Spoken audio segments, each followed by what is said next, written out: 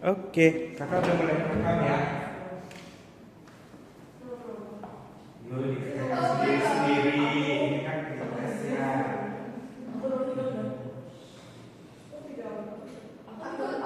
Aku tidak ada.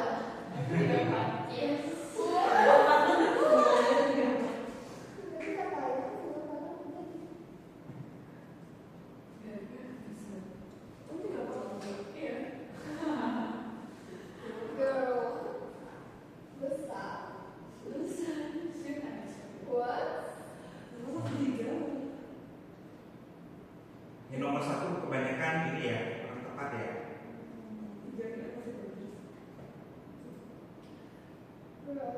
Alhasil para bangsa di Eropa mulai menggunakan sepatu tersebut akan terlihat lebih tinggi dan gagah. Konteks gagah di sini karena dia menggunakan sepatu membuat kita lebih apa? Lebih tinggi kan ya. Yang di E itu bukan menawannya ya, tapi ke besarnya. Sepatu membantu, kan sepatu bisa membantu cowok pendek menjadi terlihat lebih tinggi dan besar. Jadi konteks gagah di sini bukan gagah tampan, tapi gagahnya itu besar. Kemudian nomor berapa? Nomor 2, pola frasa yang sama dengan teknologi digital.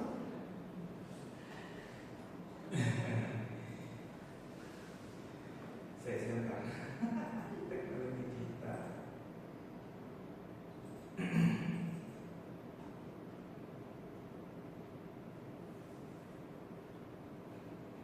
Jadi kalau kalian belajar pembentukan frasa, ya kalian pertama yang perlu kalian kenali adalah masing-masing kata itu termasuk kelas kata apa. Ya, teknologi itu masuk kelas kata apa. Kalau dalam bahasa Inggris kan kalian selalu disebut dengan istilah noun, verb, adjective, adverb. Nah, di dalam bahasa Indonesia juga ada, ya, which is nanti yang akan kenali. Nah, kalau kalian lihat kata teknologi, ya itu adalah kelas kata nominal, ya kata benda. Sedangkan ada yang bisa menebak nggak mungkin itu kelas kata apa?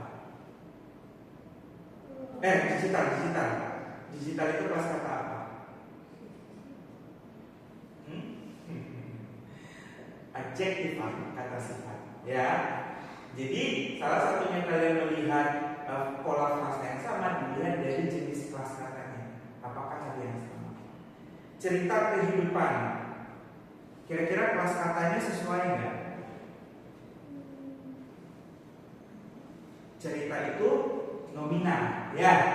Kehidupan juga nominal. Jadi jelas nggak sama. Kalau penampilan unik, nominal, unik, adjektif. Iya, betul. Nah, kalau kalian sudah nemu nih misalnya, oh pola katanya sama, kak mesti cek lagi nggak yang lain? Perlu, karena kadang ada pola yang sama juga. Kalau misalkan kalau ada dua polanya nominal dan adjektif, berarti tinggal kalian lihat siapa yang jadi intinya. Ya, nanti kakak akan jelaskan semuanya itu ya, pembentukan frasa ya. Tapi intinya di sini yang sama adalah yang B, ya. Oh ya, satu hal lagi, kalian juga harus bedakan yang mana frasa dan yang mana kata majemuk atau idiom. Ya, kalau frasa itu kedua kata digabung, makna asli katanya itu tidak berubah. Ya, jadi teknologi digital, teknologi dalam bentuk digital, ya kan ya. Meaningnya masing-masing sama. Tapi kalau dibilang di sini kecerdasan buatan, itu jelas ada kata apa yang ini yang hilang maknanya.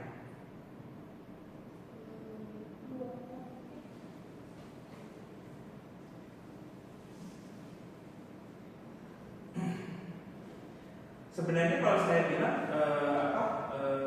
kecerdasan itu sebenarnya tidak berbicara kepintaran, tapi berbicara program, ya. Karena kecerdasan buatan itu kan dalam bahasa Inggris kan AI, ya. Which is berarti kita berbicara sebuah program, bukan sebuah kepintaran. Makanya makna kecerdasan itu hilang. Gitu.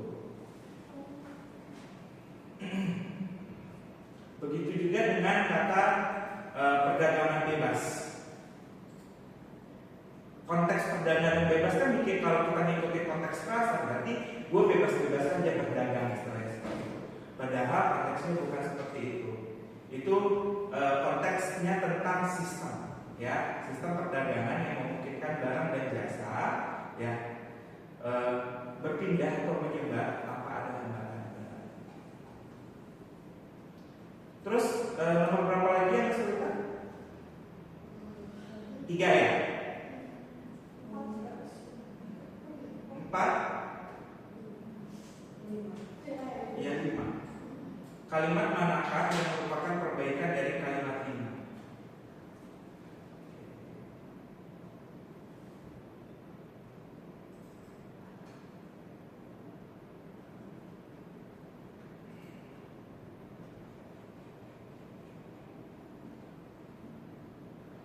Jadi kalau kalian lihat struktur kalimat 5, jadi untuk menganalisa kalimat efektif kalian harus nentuin dulu mana subjeknya, mana predikatnya, apakah ada objek atau pelengkap dan keterangan dalam suatu kalimat. Jadi kita sebenarnya mengecek unsur kalimat terlebih dahulu. Berarti dari kalimat 5 kita bisa nyatakan hal itu, di sini kan kalimatnya hal itu juga menjadi tahap awal drama Korea mendapatkan penonton internasional. Kalau kalian lihat unsur kalimatnya hal itu menjadi subjek, ya, juga menjadi itu menjadi predikat di situ, ya, predikat. Kemudian tahap awal drama Korea itu pelengkap, ya. Kemudian mendapatkan itu predikat lagi di situ. Dan penonton internasional itu adalah objek. Yang error di situ adalah kenapa kok setelah pelengkap muncul lagi predikat. Habis itu tidak ada tanda koma. Ya, itu yang menjadi. Jadi polanya itu kan subjek, predikat, pelengkap, predikat, objek. Ya.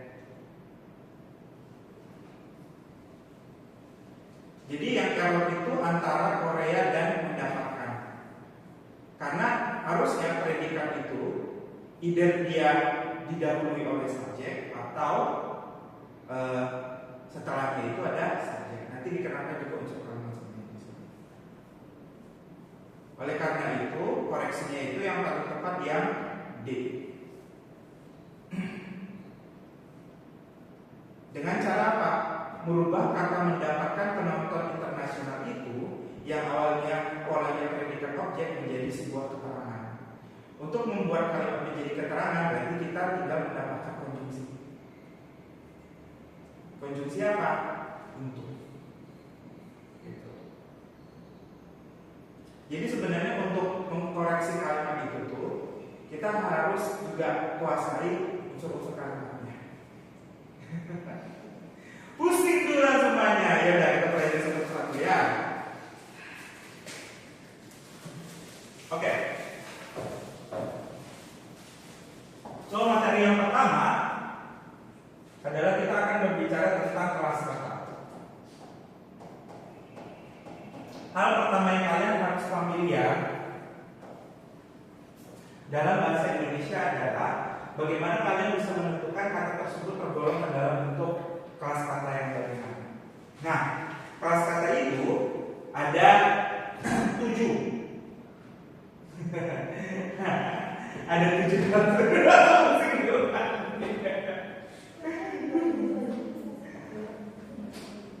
So, kelas kata yang pertama yang tadi sudah disebut adalah kelas kata nomina. Ya, nomina itu ya merupakan kelas kata. Ayo bisa. Nomina itu biasanya kelas kata yang menunjukkan kata itu mewakili sebuah benda atau manusia bisa juga atau konsep. Ya, konsep itu bisa berupa proses atau kepercayaan atau hal-hal lain yang bisa dianggap sebagai kata benda. Makanya nomina ini sering dikenal sebagai kata benda. Ya. Gitu. Nah, Kelas kata itu kadang kata itu kita bisa mendeteksinya itu dari apa? Dari kata dasarnya. Misalnya kata dasarnya yang kita temui nomina kan banyak banget ya. Tapi bisa juga ada kelas kata lain yang mungkin mendapatkan imbuhan atau diubah katanya sehingga kelas katanya menjadi nomina. Ya, contohnya apa? Seperti tadi kalian atau begini deh. Cuci itu kan sebenarnya bukan kelas kata nomina. Ya. Tapi ketika dia mendapatkan imbuhan pe dan a berubah menjadi pencucian, di mana posisi pencucian ini menjadi kelas nomina. Ya. Jadi ketika kalian menentukan kelas kata itu bukan saja dilihat dari kata dasarnya, tapi juga kadang ketika ditambah imbuhan dia bisa berubah kelas kata. bisa itu nomina. Nomina itu sebenarnya banyak banget ya golongannya ya. Ada yang disebut sebagai nomina umum, nomina diri, ada nomina konkret, nomina abstrak dan yang lain. Cuman yang mau kakak ini tekankan di sini adalah ya kalian bisa mendeteksi apakah kelas kata apa benda tersebut berkelas kata nomina.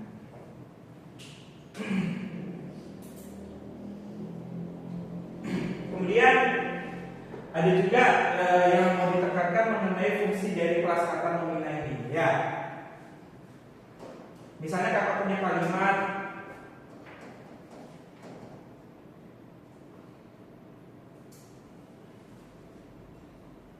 ibu membeli telur di pasar. So kalau misalkan kita mau menentukan unsur kalimat, sebelum kakak masuk ke sini kakak sedikit ini ya, sedikit. Kok bisa ya kebiasaan itu ya? Oh, ini. Saya mau geser ke atas lagi bisa nggak? Ya sudah. Bukan? Oh menghapus. Oh ini ya. Ini kan? Bukan juga. Ya, gini. Oke. Got it. Jadi dalam bahasa Indonesia kita bisa memahami unsur kalimat ya. Unsur kalimat itu yang paling utama dan harus ada adalah subjek dan predikat. Nah kemudian setelah predikat ini bisa diikuti objek atau pelengkap tergantung dari jenis predikat yang digunakan. Which is nanti akan kakak jelaskan ya. Kemudian setelah itu bisa saja diikuti oleh keterangan. Jadi si kelas kata ini bisa menempati salah satu dari unsur kalimat. Nah sekarang kalau kalian perhatikan, ibu di sini menduduki posisi unsur subjek. Membeli predikat, telur objek, dan di pasar adalah keterangan.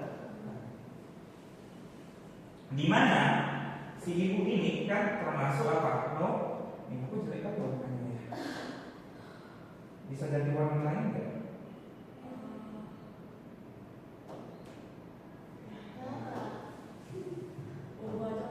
Hah? Ungu, biar lebih jelas. Bisa aku geser ke sini sekarang? Oh ya udah. No. Ya. Terus ada kata lain nih.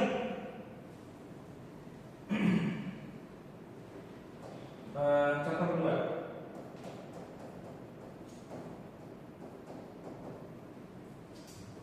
Aku artis. Nah menariknya adalah dua-duanya kan nomina, ya.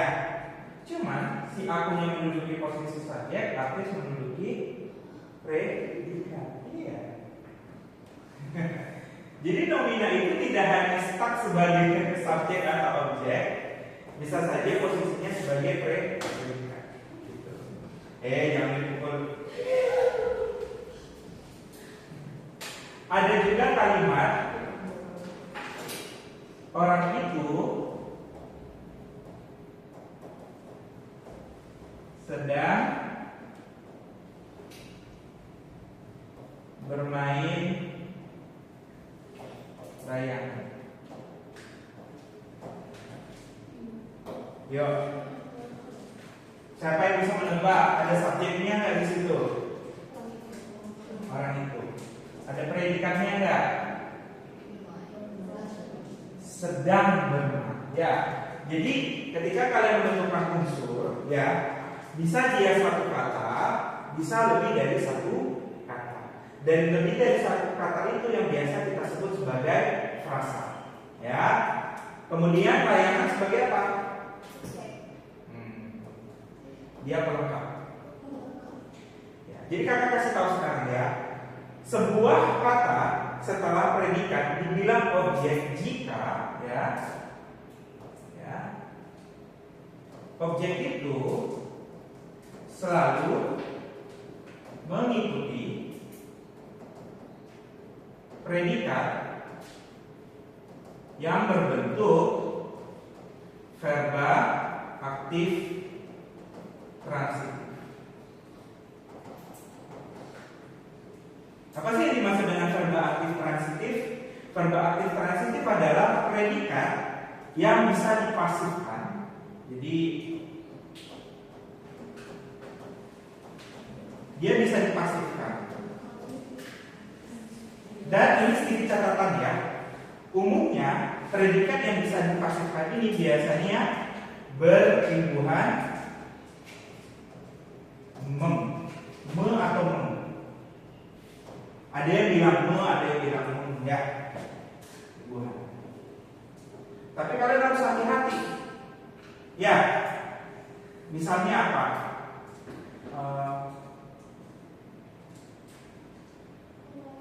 Aku menyanyi lagu Korea. Hati-hati. Predikatnya menyanyi, bukan menyanyikan.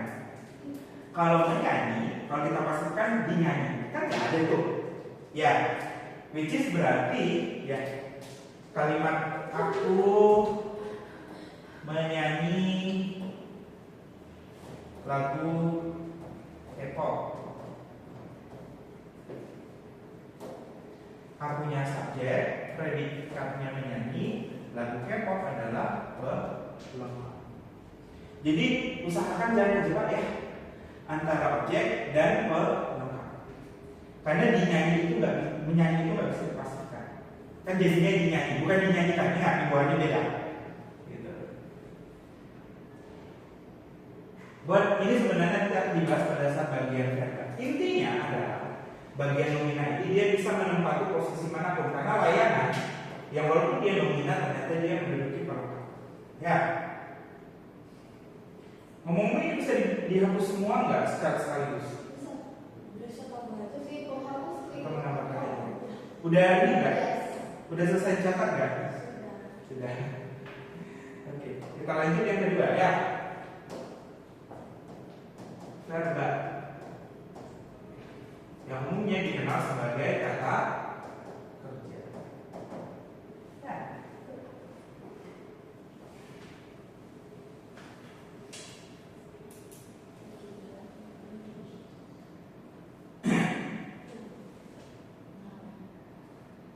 Oh ya, sedikit tambahan tadi mengenai yang dominan itu. Kalau misalkan kalian mau menyatakan ingkaran atau negasi seperti menyatakan kata tidak, ya sebenarnya kata tidak itu pun nggak cocok, ya. Contohnya apa? Siapa yang misalnya Jess bilang, misalnya aku bilang ke Jess, kamu makan roti ini ya? Tidak aku kak, gitu. Itu kurang tepat, ya istilahnya ya. Tidak aku kan nomina ya. Harusnya menggunakan kata bukan. Jadi jangan menyandingkan kata tidak dengan nomina, ya. Itu nggak tepat. Harus pakai kata bukan.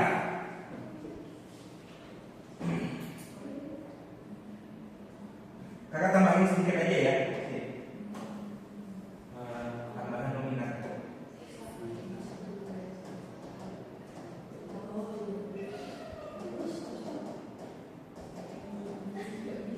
Jadi yang pertama, kata tidak diikuti oleh nomina itu enggak benar, ya. Ini tidak benar. Sorry ya, harusnya ada lagi. Yang benar adalah bukan plus nomina.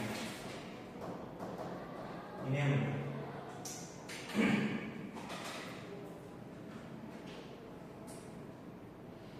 Kemudian ada beberapa imbuhan yang dipakai untuk merubah prasakata lain menjadi nomina. Ya, jadi imbuhan yang biasa dipakai, imbuhan untuk menunjukkan nomina.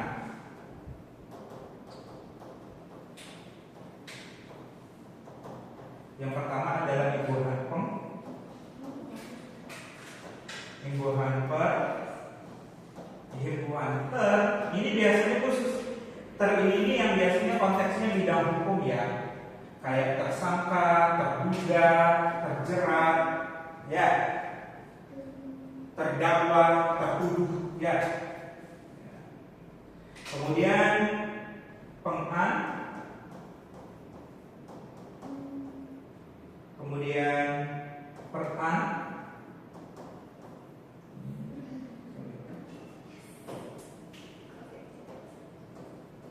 hari ini banyak catat loh. Kean dan akhiran.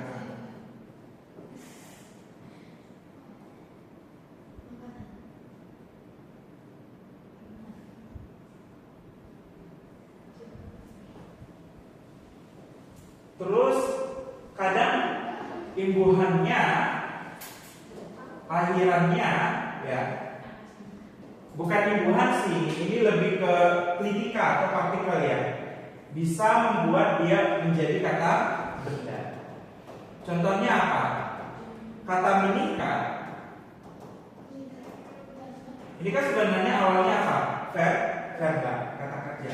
Tapi dia bisa berubah menjadi nomina, ya. Tapi biasanya dalam konteks apa ya? Ada informasi lain di belakangnya. Ya, contohnya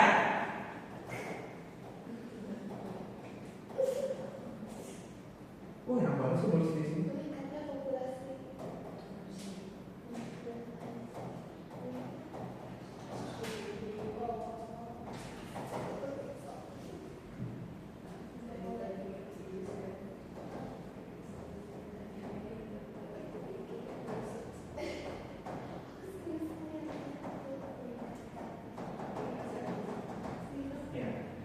Jadi di sini kalian bisa lihat ya, meningkatnya kasus DBD di Indonesia, subjek dipengaruhi itu predikat, kemudian oleh perubahan iklim. Ada yang bisa nebak objek atau pelengkap? Pelengkap, karena ini sudah pasif ya. Kalau sudah pasif berarti selalu diikuti pelengkap ya. Nanti yang verbal nanti bisa kita ini fokuskan. Cuman ya, kalau kalian perhatikan meningkatnya kasus DBD di Indonesia, ini konteksnya malah jadi nomina. Ya. Silakan catat dulu.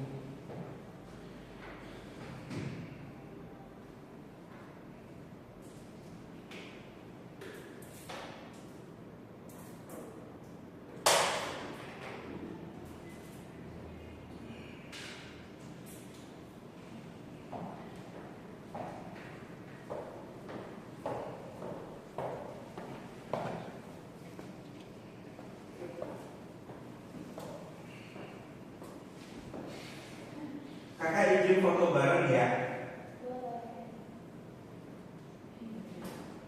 Sambil aja nulis. Jadi dulu.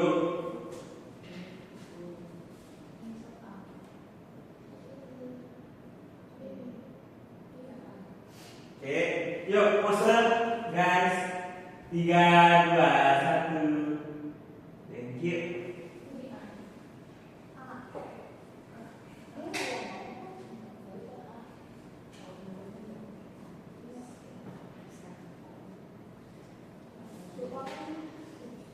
Kakak pasti menduga kalian pas ngerjain kuis tadi tadi lebih condong ke makna ya pada saat membahas jawabannya, ya kan? Baru kali ini tersadar ternyata juga harus dideteksi melalui strukturnya. Ya, dia termasuk kelas kata apa? Ya. Oke, kita bisa lanjut. Stres sih. bisa jangan. Oke, kakak selanjutnya ya. Ya. Kita masuk ke verba.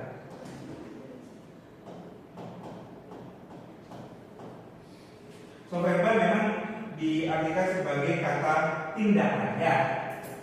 Kata perbuatan yang mengandung makna perbuatan atau tindakan. Verba itu banyak jenisnya ya. Nah, kebetulan kalau verba ini memang kalian harus ngerti ya konteksnya. Secara umum ya, kata verba ini dibedakan menjadi verba aktif dan yang kedua adalah verba pasif. Nah, si aktif ini dibedakan lagi ada 3. Ya, jadi verba aktif transitif, kemudian verba aktif intransitif, kemudian ada yang kita sebut sebagai verba copula.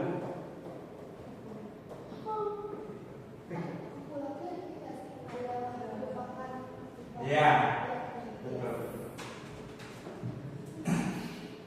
Jadi kalau verba aktif transitif seperti yang tadi kakak udah jelaskan,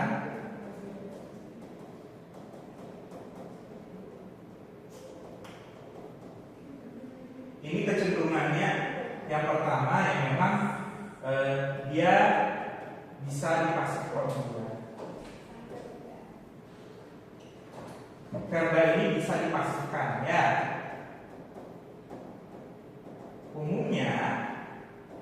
Umumnya berimbuhan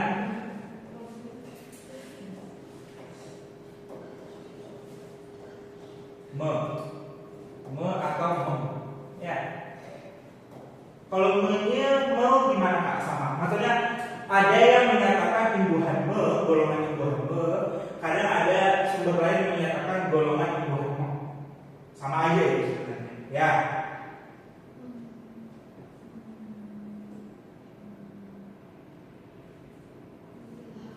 Nah, biasanya ini akan diikuti oleh objek. Dan tidak ada lagi bentuk predikat lain selain ini yang diikuti objek ya. Ya. Kalau misalkan bukan verba aktif transitif, either dia bisa setelahnya diikuti oleh pelengkap atau keterangan.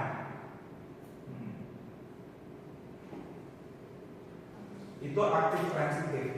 Yang B, verba aktif intransitif, ya intinya kebalikan yang bukan dari verba aktif transitif ya.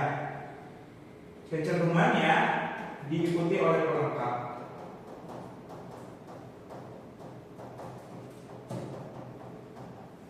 Dan kalau misalkan dia imbuhannya me, kalau untuk aktif transitif, berarti imbuhan selain me kecenderungan menjadi verba aktif intransitif.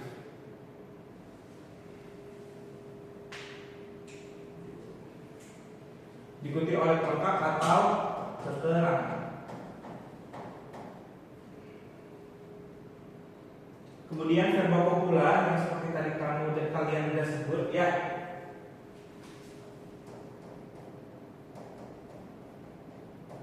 Yang termasuk verba copula ini adalah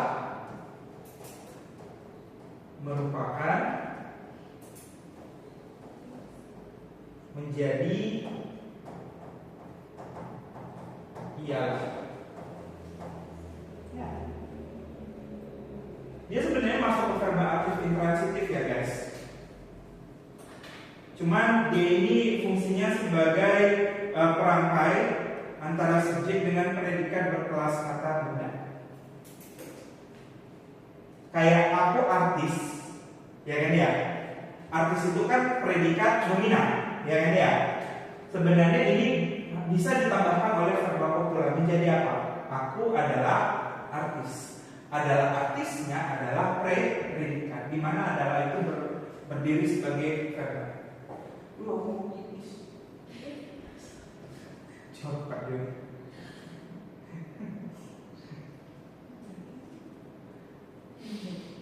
Nah, dia ini biasa diikuti oleh pelengkap ya, atau juga keterangan.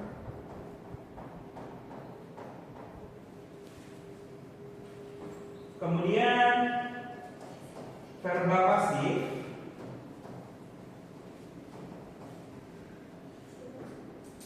umumnya bentuk verba pasif ini mempunyai timbuhan di ya, yang paling umum kan di ya, di, ter, dan kean. Kean ini contohnya itu ketinggalan ya. Berarti kalau kita itu tertinggal.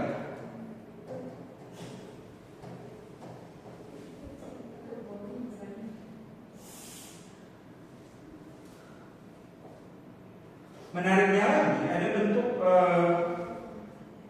ada dari verba pasif ini sebenarnya ada yang disebut sebagai verba pasif persona. Verba pasif persona ini verba tanpa awalan yang didahului oleh kata ganti orang pertama. Contohnya itu nasi saya makan.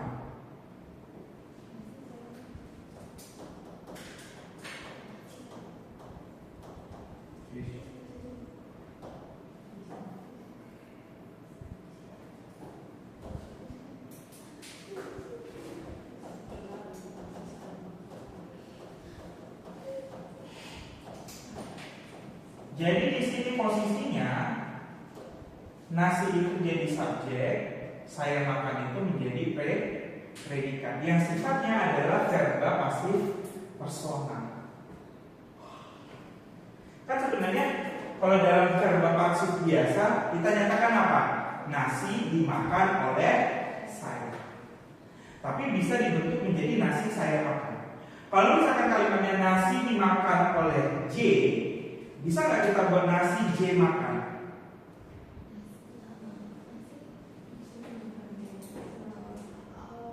Nggak bisa, karena J itu kata ganti orang ketiga. Yang bisa menduduki ini hanyalah kata ganti pertama dan kata ganti orang kedua, which is saya, aku, itu yang pertama, kamu, kau, kalian, itu kata ganti orang kedua.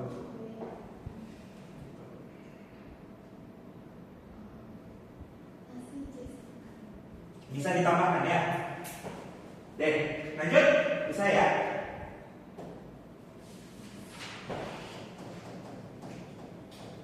Fungsi verba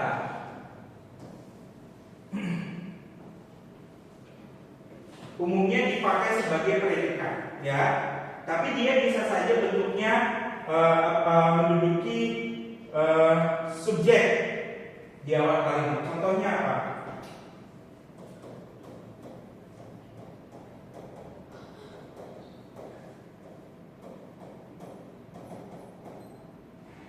Nih, Jocelyn, kira-kira kamu bisa tentukan nggak yang mana subjek predikat? Memasak apa? Ya. Terus? Hobiku menjadi apa? Iya. Dan kalau kalian perhatikan, memasak ini adalah bentuk verba, ya. Ini kan verba.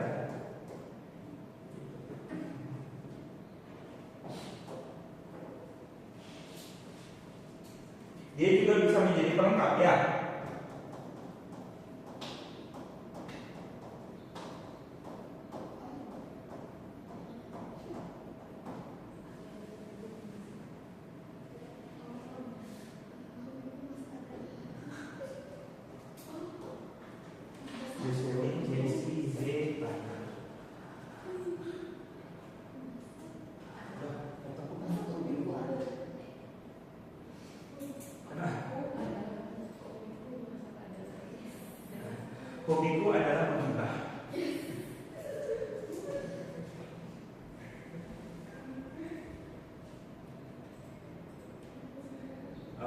Silvania, ya.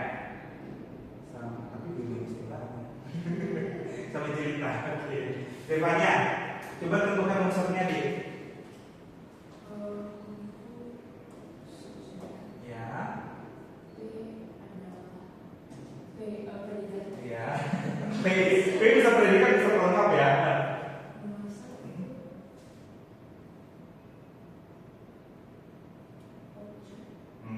Bisa dipastikan? Enggak, berarti iya di dalam. Enggak ada di dalam ya. Nah di sini kita bisa lihat bahwa si memasak ini sebenarnya bentuknya adalah verba, tapi posisinya adalah verb. Jadi kalau konteks verb atau verb, kalau di bahasa Inggris verb ya, kalau jadi predikat. Tapi kalau di sini bisa di mana aja, ya. Kayak baju belum.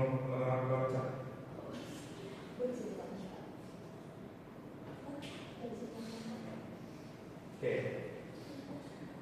Kemudian ada beberapa hal yang harus diperhatikan. Yang pertama, ya, kata verbia tidak bisa diikuti oleh kata sangat.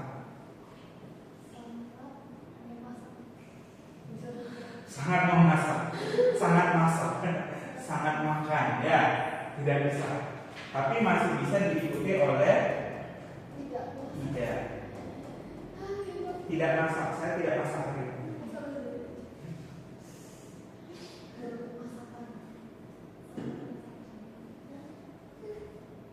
Nah, menariknya lagi, ada beberapa verba aktif intransitif yang harus selalu dipasangkan dengan preposisi. Preposisi itu termasuk kelas kata tugas, ya. Kata apa awalan? Di, pada, ke, ya.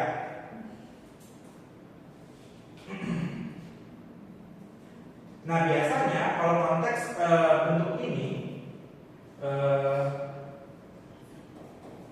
verba aktif intransitif diikuti oleh preposisi. Nah biasanya golongan preposisi dan sebagainya ini nanti menjadi pelengkap. Contohnya apa?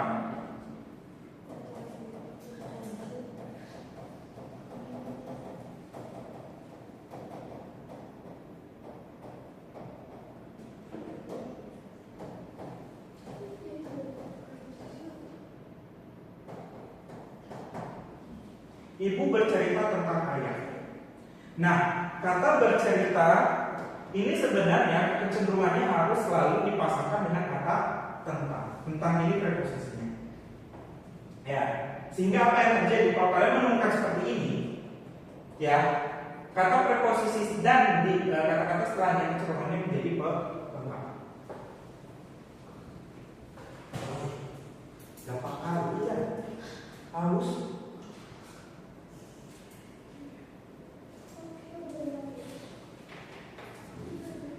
Dan waktu sudah menunjukkan jam segini.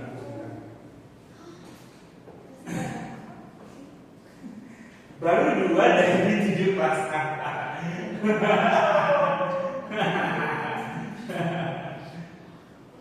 Which is list ini tuh agak banyak, nanti kakak share aja ya. Ya. Oke. Baca dulu.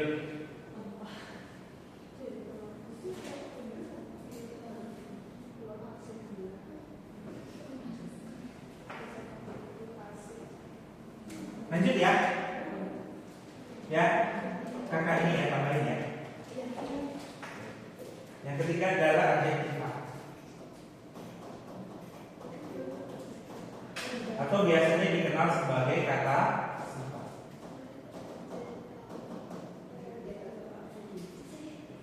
Biasanya menunjukkan sifat, ukuran,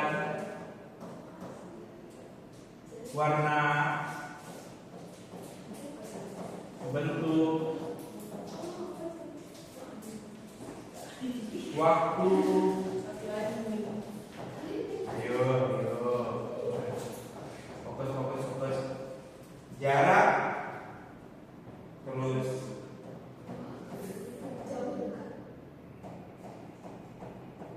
hasil serapan panca indera,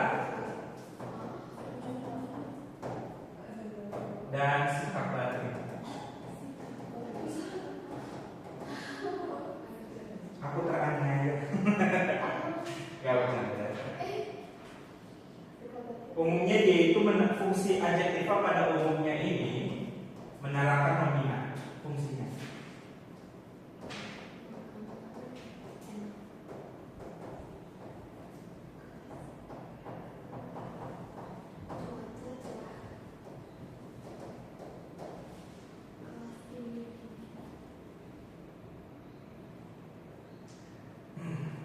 Nah, ada beberapa contoh.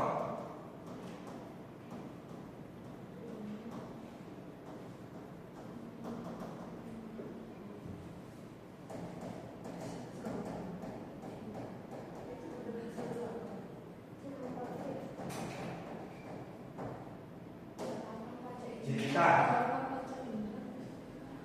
manis, asin, lembut, kasar, itu termasuk kata sifat. Serapan panca indera. Serapan. Ya, hasil. Maaf, tulisan cantik itu nggak bisa di sini. Di sini malah menunjukkan busuk-busuknya tulisannya. Ya, jadi mohon dimengerti. Jelita, coba tentukan subjek predikannya. Hah? Rumah? Sampai di mewah aja. Itu adalah ya. Kemudian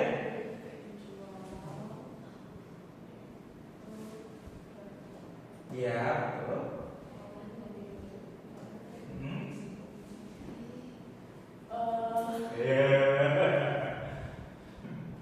Hanya ada dua kemungkinan, ya, tiga kemungkinan, ya tiga. Hah? Pelengkap. Satu lagi keterangan. Makanya kakak bilang ada tiga kemungkinan. Nah, kalian perhatikan kata si mewah di sini adalah adjektif, ya. Dan mewah ini menerangkan kata rumah. Rumah sebagai nominalnya, ya. Terus ada kalimat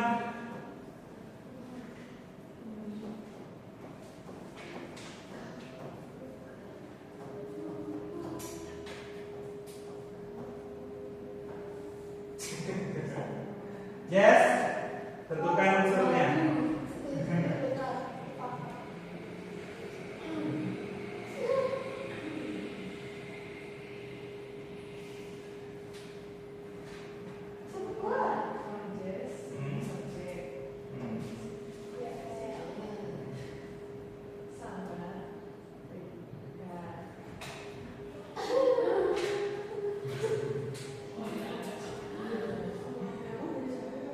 Seingatku sangat itu adverbia ya.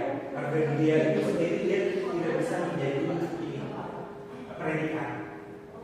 Jadi ya, ini sebenarnya nanti menjadi si predikat. Menarik kan ya? Di mana kata mewah ini bila si adjektifnya, tapi dia malah menjadi predikat dari satu. Oke, perlu juga kalian harus ini ya.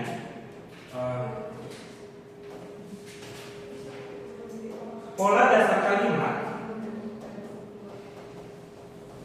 itu cuma ada 5 ya, ya. Yang pertama subjek predikat. Yang kedua predikat subjek. Menarik kan ya? Ini yang biasa disebut sebagai pola inversi. Kemudian yang ketiga, subjek, predikat, objek. Ini ngomongin pola dasar yang utama ya. Yang keempat, subjek, predikat, pelengkap. Dan yang terakhir, subjek, predikat, objek, kemudian pelengkap. Dan keterangannya mana Kak? Keterangan sifatnya opsional. Ya. Jadi dia tidak dimasukkan ke dalam pola dasar kalimat. Makanya ketika kalian menentukan unsur kalimat, ya, gak jauh-jauh dari 5 ini. Saya harus Kita break 5 menit dulu ya. Mau ke toilet soalnya.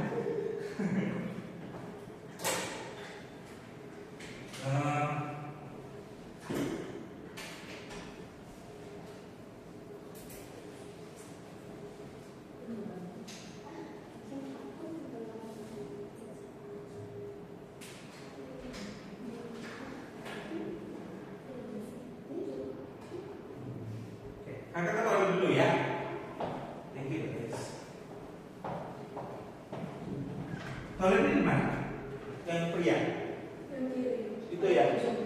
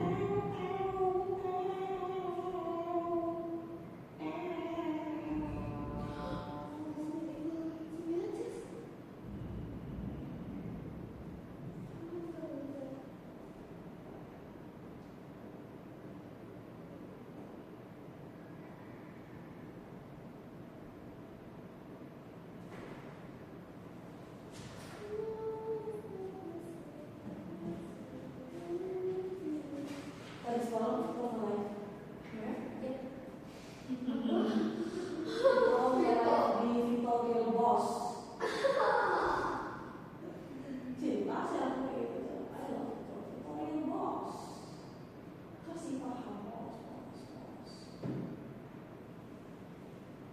Oh my god, iPhone 18 pink. Itu kan ada ya? Pengen Samsung terbaru.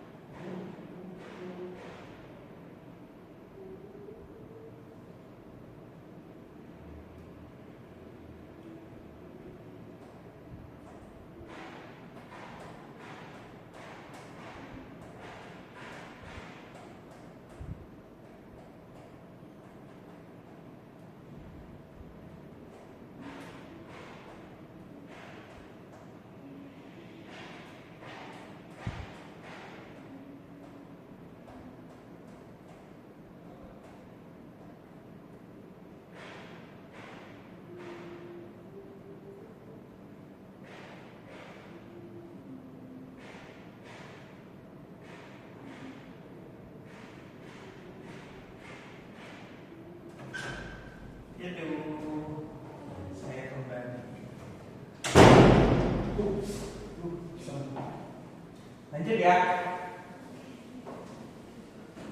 Beberapa hal yang harus diperhatikan dari adjektiva adalah kata belum diikuti, adjektiva itu tidak boleh diikuti dengan kata bukan ya.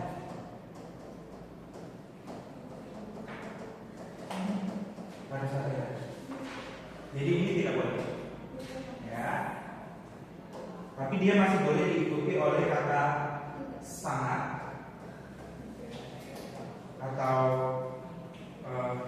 akan, belum, lebih, dan nah ini bisa diikuti oleh adjektif ya. Biasanya ada imbuhan yang membuat si kelas kata lain menjadi kelas kata adjektif ya. Imbuhan membuat adjektif itu imbuhan ter, se, lalu ada imbuhan tengah, infix ya, dan imbuhan depan yang bermakna terlampau.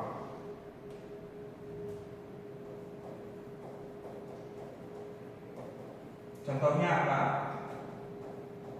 Misalnya contohnya dari ke ini adalah kelamaan. Artinya terlampau lama, terlalu lama.